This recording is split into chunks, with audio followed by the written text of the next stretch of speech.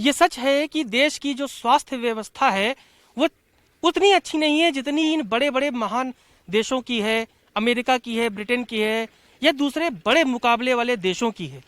इसमें भी कोई शक नहीं कि वैक्सीन की भी कमी है, इसमें भी कोई शक नहीं कि लोग परेशान हैं, ऑक्सीजन के लिए परेशान है, बेड के लिए परेशान है।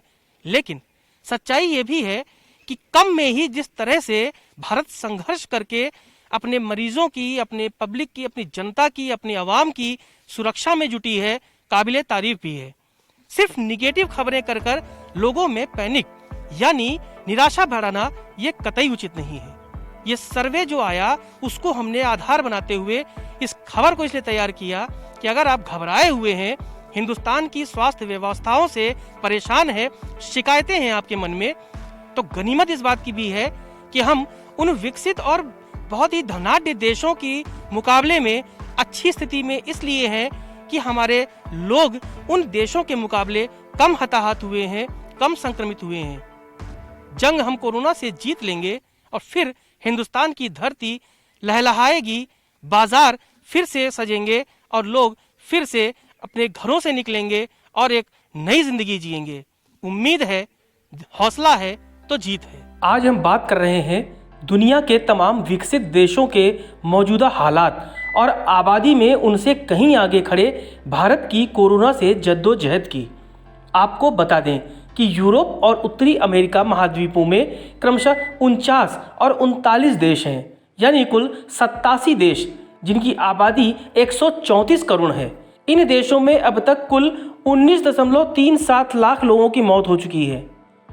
भारत में महामारी के चलते मौतें लगभग 3 लाख से थोड़ा कम हैं। इन देशों के 8 करोड़ 50 लाख से अधिक मामलों की तुलना में भारत में 2 करोड़ 60 लाख मामले ही सामने आए हैं।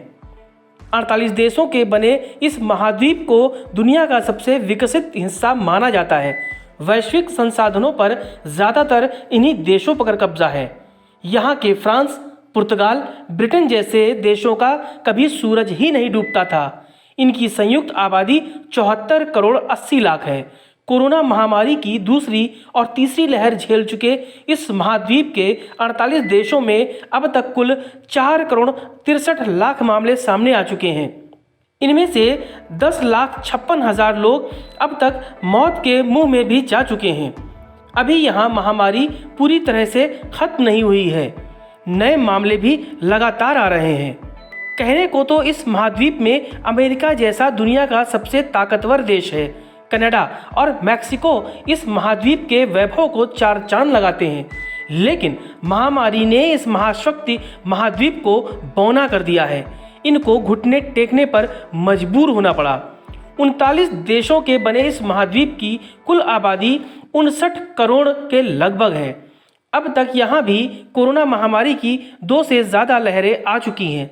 कुल 3 करोड़ 93 लाख संक्रमित मामलों में से 8,81,000 लोगों की मौत हो चुकी है।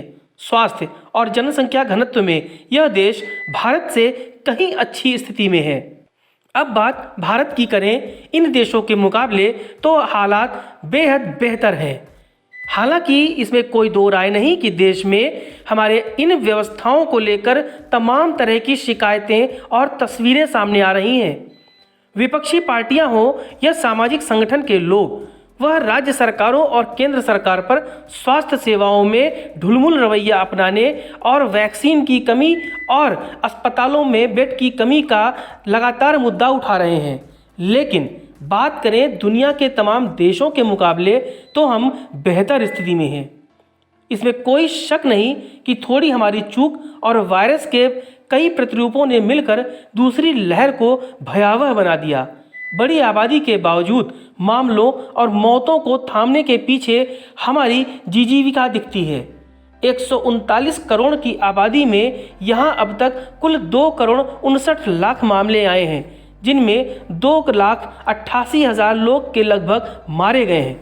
जबकि दुनिया में आबादी में हमसे कम देशों की संख्या की तुलना भारत की आबादी से करें तो मरने वाले नागरिकों और संक्रमितों की संख्या दूसरे देशों में कहीं ज़्यादा है।